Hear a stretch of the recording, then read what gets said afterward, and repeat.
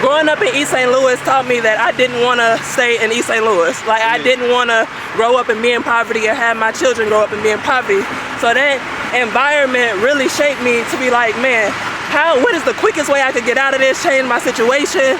In East St. Louis, we are the city of the champions. Poverty is a sin. If you think about all impoverished areas, you go there and what, people killing, you see drugs, you see violence, you see like adultery, you see all this stuff, and it just plays into that. But God showed us abundance was the first thing in the Bible, and then the devil, when Satan came, he made us focus in on lack, focus in on what we ain't got. So you got all these trees, all this abundance around you. And Satan came and pointed out that one that you ain't got. To get to success is to know that you're already successful. Without the money, without the titles, without the fancy cars, without the real estate, like you are successful because like God has already made you. Like people will see me, and because I'm 6'1", I'm fit, they always ask you to play basketball, run track. And I'm like, I don't do none of that. I'm an engineer though. I plan on living till I'm 150. So if I'm only in my 40s right now, I still got a whole lot of life to live. So why am I rushing and trying to do everything in this one day? Right, get your soul right, get in the line, and everything that's for you is gonna be for you. Really, making money and keeping money are two different skill sets. Like it's a lot of people who will make a whole bunch of money, but then think about taxes. So what's the message you have to the youth that's in poverty right now and want to get out of it? That's the worst thing you can do. You always gotta have this sense of hope to know that you can change your future because it's already inside of you. Like everybody has specific gifts that God has given you that once you use, like you can impact and change the world. You just gotta not let your circumstances squeeze that gift out of you or hold it into you. You know what I'm saying? It's a crab in a bucket mentality. Something is gonna come to try to stop you and knock you off your path, but you gotta keep going because that person that you're gonna become through that is that person that you're gonna need to be to sustain whatever that is. Yeah, the eye of the trenches. Yes, the eye, indeed. the one and the only. Look!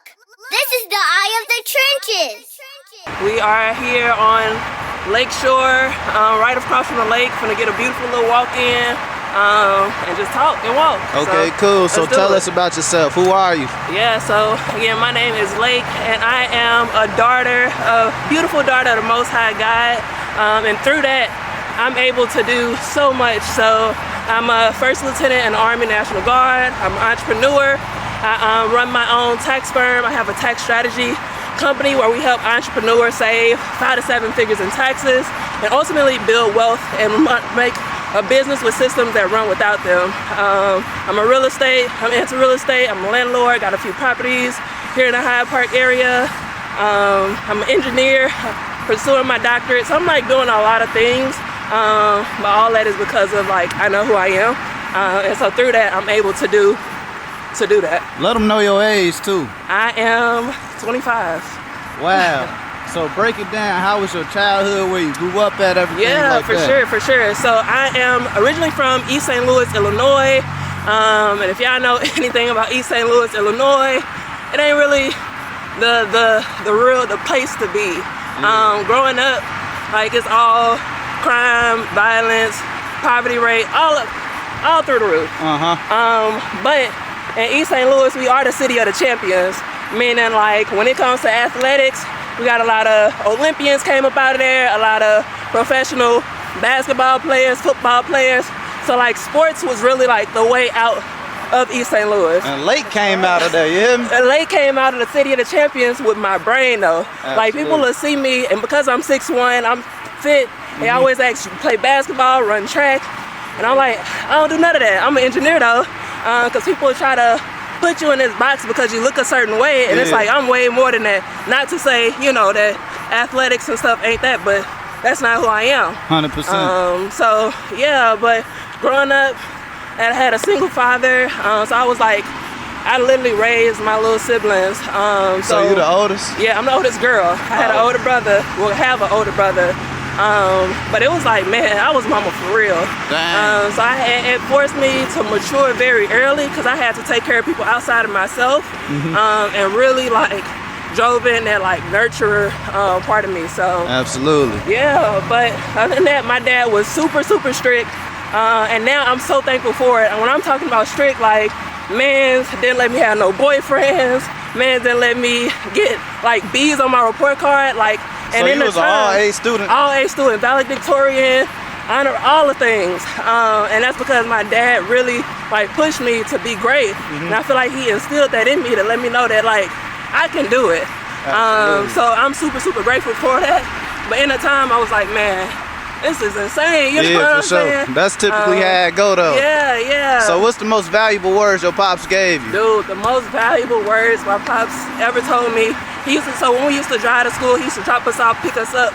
But every morning he would always say, be yourself, be a leader, not a follower. And so that's ingrained in me. And I think that's so important because I see it play out now today, where it's like people are following these traps, following people, trying to be like other people because they don't know who they are, or they don't think that they're valuable enough within themselves.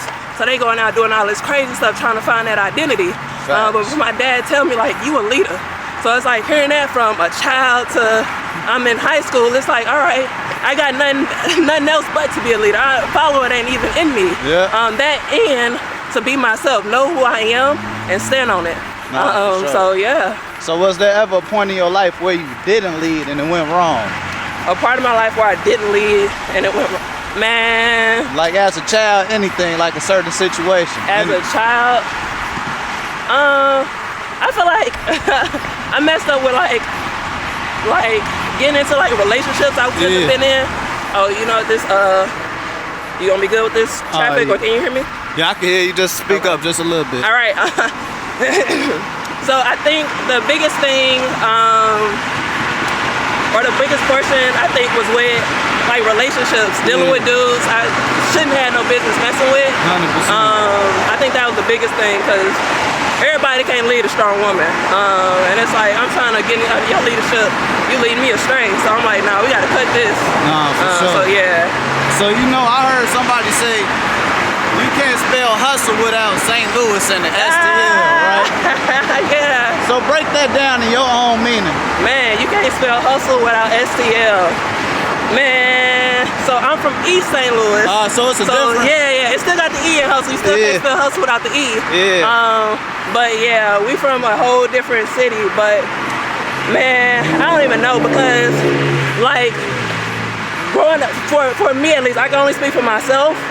Growing up in East St. Louis taught me that I didn't want to stay in East St. Louis. Like I didn't want to grow up and be in poverty or have my children grow up and be in poverty. So that environment really shaped me to be like, man, what is the quickest way I could get out of this, change my situation, and really make some money and make some stuff happen. So that like inspired me and drove me to becoming and doing all the things that I am today. But on the flip side of that, there's got a lot of people that ain't their message. They still in East St. Louis. So that's why I said for me, that really sparked that like, okay, I gotta go get it, cause ain't nobody giving nothing out to me. It's no handouts here. Like whatever I'm trying to get, I gotta go work for. Absolutely. So yeah, that's what that showed me. So what was like the first step you took to get to your success, you know? Yeah. So I think the first step really, and like I can say it now in hindsight, to get to success is to know that you're already successful. Without the money, without the titles, without the fancy cars, without the real estate, like you are successful because like God has already made you. So you can work from approval and not for approval. Alright, so you can use school as a hustle. You absolutely can. Like I think that's the stepping stone too. If you know, if you use it correctly. Because a lot of people will go to school and get in a whole lot of debt. You just gotta know like how to make your path. So I had a full ride to the school that I went to, and also I had scholarships on top of that. So I'm getting paid to go to school while I have my business going, while I'm an RA. So I ain't got to pay for nothing. And it's just like every semester, I'm just getting them big deposits. And so it's like, man, you can really use this. But I was being smart about it because I was investing them big deposits. I wasn't going, I was spending some, I ain't gonna cap. But I wasn't going crazy with it. I still was putting money aside, you know, so it really set me up. So school can be a huge stepping stone if you utilize it correctly, for sure. For sure. Like, I ain't gonna lie, you was the first person I ever heard talk about a Bitcoin. This was back in like 2018, for real. Yeah, no, for real. Because I've always been like, what's the next big thing and how do I get in front of it before it's too late, you know? And that's how you gotta be in society, because stuff is changing. Like with the whole AI, like that's the next, if you ain't using AI in 2025, it's like you a little behind. So it's like getting in front of the next big thing and really just mastering it. Hey, let's get in the middle a little bit because yeah, I can see behind me. I ain't trying to instantly dip in that water. No, Yeah, I get you. But what I was gonna ask you next. So I wanted you on my platform because I needed some more women on here, right? Okay. And you know you a very intellectual and successful woman. I appreciate So that. what's the message you got to the queens? Man, I think the biggest thing is work on yourself first. Like really invest in yourself. Like one, get your relationship with God like locked in, solid. Because with him, like you don't have to worry about, man, you can not worry about anything. Don't worry about no husband, don't worry about no job, don't worry about all that stuff because it's gonna come. You know what I'm saying? So get your mind right, get your soul right, get in the line, and everything that's for you is gonna be for you. So don't try to rush it, don't try to force it. Like just stay in line with God and then let everything else come. Now still go about your business, still do the stuff you need to be doing, but don't be chasing no man. For sure. Don't be chasing no man. And let them know you are married too, though. I am married. Going on 3 years here next month. Actually, will be 3 years. Oh wow! Congratulations. Thank you. So, yeah, that was the big thing for me because before I even met my husband, I had to go on like a real fast from like dating and stuff because I was just getting like straight, like just crazy. I'm just like, Lord, I know this ain't the best you got for me. Like let me come back and get it together because clearly my picker is wrong. So I'm gonna just sit with you, sit in my singleness, be content here, and know that whatever you bring for me is for me. And just take it slow. Don't even force nothing. And then right after that fast, when I started back dating, that's when my husband came along. Wow. So yeah. So it'll come to you.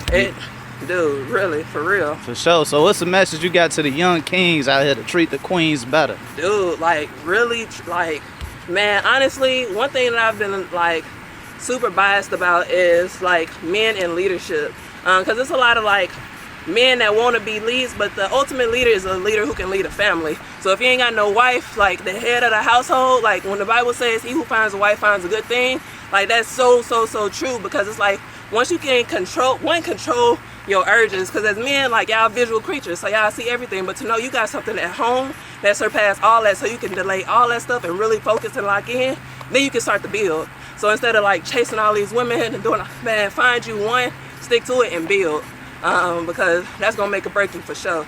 100%. No, that's powerful right there. All right, we coming up on like I don't know if that dip, it looked like a dip off, so we might have to. I bet. The biggest challenge I face now as an entrepreneur, I feel like it's not really a challenge, but because now I've incorporated, so a challenge that I was facing was like finding rest and downtime, because as an entrepreneur, especially as an engineer, my brain is always constantly how can I improve, how can I do this, what's next, and I didn't have like time to like just chill, rest, be present, and just be still and hear from God. I'm steady on the run, on the go, like rushing through the day, trying to fit everything in one day, and it's like what are you rushing for? 100%. Like one of my mentors had to put it into perspective. He said the way he think about it, hypothetically of course, because it's all God's will, but he's like, I plan on living till I'm 150. So if I'm only in my 40s right now, I still got a whole lot of life to live. So why am I rushing and trying to do everything in this one day? Facts. And I was like, dang, that's real. So it really put into perspective that like, one, rest is like of God. Like, so don't be trying to, he didn't work. No. So it's like, why am I trying to model something that he didn't model? It's like really incorporating rest and knowing like that whole 24/7 sleep when you die, that's dead, you know? Because that's what I grew up hearing and like modeling my lifestyle out of. But I'm burnt out, tired, like feeling exhausted and like not really loving this, because it's like, bro, I'm not being fulfilled. It's like I'm chasing money, but money like you can't, it's a number that continues to go. So it's like, okay, you have a goal of like, okay, I want my business to do $1 million. Yeah. You do $1 million, now it's the 10 million goal. You do 10 million, You're that's never satisfied. You're never satisfied. So it's like, how can I be content right now and then purposefully rest where I am right now in my business? So that was a big challenge, but I'm working through it. And I'm being real intentional about like my downtime, my do not disturb, I'm just sitting still, being still, doing nothing. Absolutely. So yeah. So knowledge or money, and why? Yeah. Bro, it's important. It's so important. Because if you don't know how it moves, you can't work it. Or if you don't know how to save it, because ultimately, making money and keeping money are two different skill sets. Like it's a lot of people who will make a whole bunch of money, but didn't think about taxes, didn't think about all these other expenses that come up, are not paying themselves like a true business owner. So it's like, okay, I understand how to make money. Now let me go understand how to make money work harder than me. Because ultimately, money is the thing that's gonna work. It don't need to sleep. It don't need no holidays, no sick days. Money just work. So it's like, how can I make my money work harder than me so I can, like I said, have that rest. So I had to learn that quick, and I'm so glad I did. So what's better, money or connections? It depends. The right connections will help you see things differently to have more money and fulfillment. Whereas, like, if you got money and you ain't got family, or you got money and it's like, this is all worthless, you know what I'm saying? 100%. So I definitely, I'm putting people before money. Cause, people, So you say people before money. For sure. So 500K or a dinner with Jay-Z? So I don't care about that. Like, I don't really care for Jay-Z. So it's like, dude, I'm gonna say, so I'm saying in the sense of like if you think about family, how people put work or business before their family, it's like, I ain't doing that. You know what I'm saying? Because all that stuff gonna be there. My family, like, that's important to me. So when it's like, I ain't one of the people that like, oh, I gotta sit in this person's graces, and it's like, bro, you can read a book or you can watch an interview and still get your 50K. You know what I'm saying? So it gotta make sense. So yeah. Man, this almost is sweating buckets, Really? right? Yeah. But what was I gonna say? What's the next question? What's something you'll tell yourself 5 years from now if you watch this? Oh, if I could tell myself something 5 years, I think trust the process. So what's the message you have to the youth that's in poverty right now and want to get out of it? That's a good question. So I think the first thing is knowing that, like, your current circumstances doesn't dictate your future, you know, and what you're capable of. So don't let what's going on around you think that, okay, this is the way it is, this is the way the world is. It's like, no, the world is way bigger than your city or where you from. So always having hope for the future, and then knowing that you are in control to change your situation.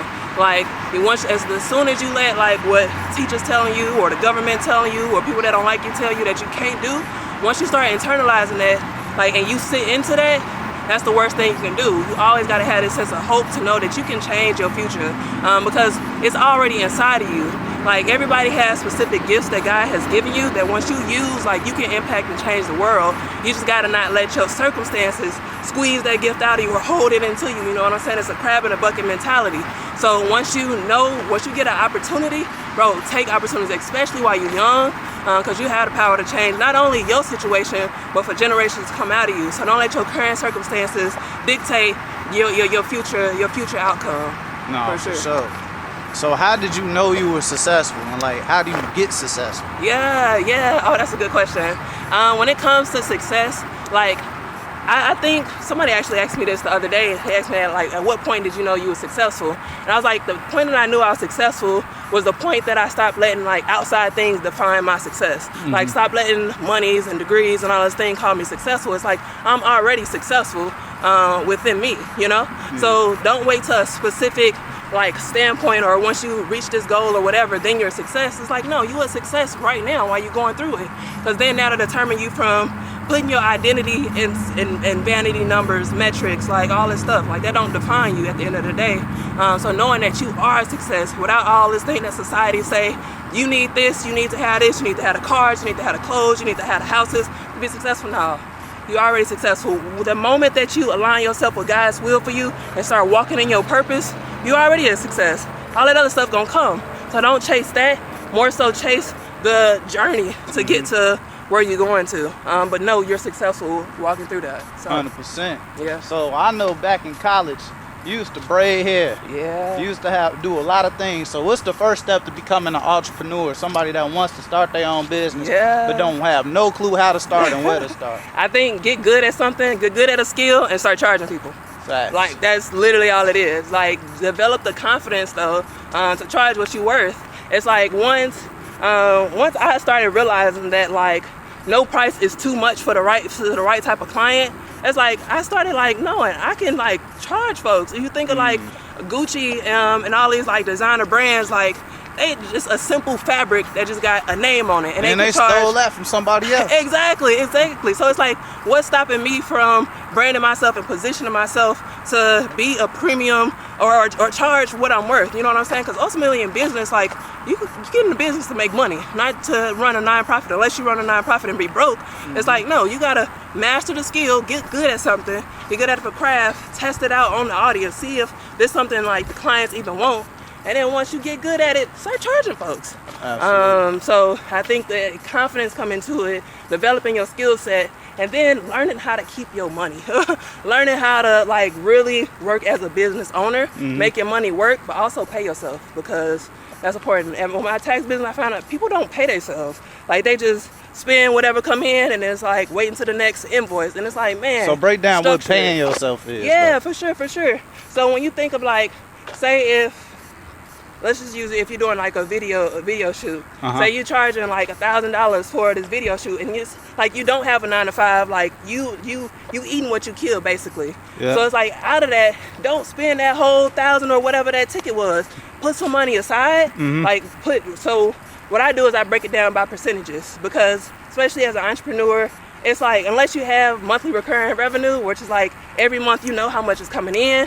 If you move an invoice to invoice, which how a lot of people like start off, it's like you don't spend every single like penny of that. You got to allocate funds to certain different accounts, so you can always have something when something come up. So it's pretty much like organization too. Exactly. For sure. So yeah. So I want you to touch on this a little bit. Can you explain like how money is important when you following God? Oh, dude, like the more money you have, the more you can do with it, and the more people you can bless. I had to get out of that, like, because I think growing up, especially like I think in like the black church, you would think that like being rich or having money and stuff is like ungodly, when it's like that's not true. Like Jesus was a very wealthy man. Like of course he didn't show it and boast it, and that's like the difference between I think riches and wealth. Like so he wasn't like all extra with it, but he had money. And when you think like, and if you really following biblical principles for your money, like if you tithe and give into the church or you donate all these things, it's like you can't give what you ain't got. 100%. So it's like you absolutely have to make money in order, if you want to be able to bless people. Like I've been able to give away cars, like do all this stuff, and it's not because I was broke, it's because I had the funds and the means to do so. Absolutely. So the more you make, the more opportunities you have to give, because ultimately it's not about you. You know what I'm saying? It's how can you do for others? How can you be a steward of money in order to advance God's kingdom? So yeah, money is important. So don't feel like because I love God, I follow Jesus, that I got to be out here broke. Because it's like, nah, poverty is actually a sin. Poverty is from the devil. Well, you said poverty is a sin? Poverty is a sin. If you think about all impoverished areas, you go there and what, people killing, you see drugs, you see violence, you see like adultery, you see all this stuff, and it just plays into that. Because in poverty, you focusing on lack. So you more at the lowest of the low. You're more conditioned to do like something. Now, and it's not to say folks don't sin when they got money, but like when you in poverty, it's hard to like not do that, because that's all you see around you. So that's how the devil get on you. But God showed us abundance was the first thing in the Bible, and then the devil, when Satan came, he made us focus in on lack, focus in on what we ain't got. Because when God said, y'all have all these trees, but not that one. So you got all these trees, all this abundance around you, and Satan came and pointed out that one that you ain't got. That one that you ain't got is poverty. Dang. So it's like once you shift your focus from that tree, from that impoverished, and look at the abundance that God has given you, it's like, bro, you can the sky's the limit. He gave you all this. So why you focused on that he told you not to touch? Dang. So, yeah. You just broke that down real well. Yeah. So before we close out, what's the scripture that describes this moment right now? I think a scripture that describes this moment, man, it's so many. I feel like when I get in my daily devotionals, like I'm right now going through the book of Genesis, because I'm like, I have to learn and see what God's original plan for all this was. But through that, because Genesis is a big long book, I've also been like, so when I wake up, I just open my Bible, and whatever like verse point out to me, that's what I'll just read, and it always speaks to me. And so, like, bro, if you ain't in the Word, if you ain't in your Bible, like, absolutely get in your Word, get in your Bible. But I was reading a verse this morning, but yesterday, and I can't think of what the verse is. It's gonna take me a while. I think it wasn't in Timothy. Timothy was more, whatever. But the verse talks about like having hope throughout your trials and stuff. Because you know, like when you go through trials produce. It talks about struggles, tribulations produce endurance. Endurance produces character, and character produces hope. So it's like when you're going through the process, you always gonna go through something. Something is gonna come to try to knock you off your path. But through that, if you continue to go like a runner, the more you run, you continue to build up that endurance, and that endurance like positions your character. Because if you still have grace and you still have hope and compassion within your struggles, that produces your character, so you can have hope. So when you get to that place, you've been developed to be that person in that position, in that spot. 100%. So when you're going through something, just know, hey, good morning, good morning. Good morning. Just know that something is gonna come to try to stop you and knock you off your path, but you gotta keep going, because that person that you're gonna become through that is that person that you're gonna need to be to sustain whatever that is. So I'm gonna come back to you on what verse that is, but I just be I ain't no like huge memorizer of chapter verse things, sure. but I like. But you know what you know. Yeah, and I can Google. Hey, that's what Google for. Yeah, that's what we got AI for now too. They could go pop that right find up. That real quick, but take it all as a lesson and something to learn and partake in your life when you read. So yeah. Absolutely. So before we close out, who you shooting with? Yeah, the eye of the trenches. Yes, indeed. The one and the only. Yes, indeed. And who we got on the platform again? So you got Lake, the greatest Lake on Instagram. And let me break down why I'm the greatest Lake, because I just changed that, right? Okay. So y'all know, like I said, I'm from East St. Louis, but when I came out to Chicago, and my real name is Lake, like water, right? So when I used to say, to introduce myself to people, they be like Lake Michigan. And I'm like, no, like Lake Mitchell, like I'm Lake. So then I told you I'm reading through the book of Genesis. So when I seen how God gave us dominion on all of the earth, the seas, the creatures, it's like, bro, I'm Lake, his daughter, and he gave me dominion on this. I know it's 5 great lakes, but that means I'm the greatest lake. So when people say to me, like, if I introduce myself, they're like Lake Michigan? I'm like, no, like Lake Mitchell. I'm the greatest lake of them all. So it's like a thing of just remembering who I am, who God called me to be, the dominion that I have over these things of the world, not the people, but these things, the seas, the creatures. It's like, bro, I'm the greatest lake, because the child of God. So simple. Yeah. In that order, for real. For real. So appreciate you as well. Yeah, absolutely, man. It was a pleasure. Yes, indeed. For sure.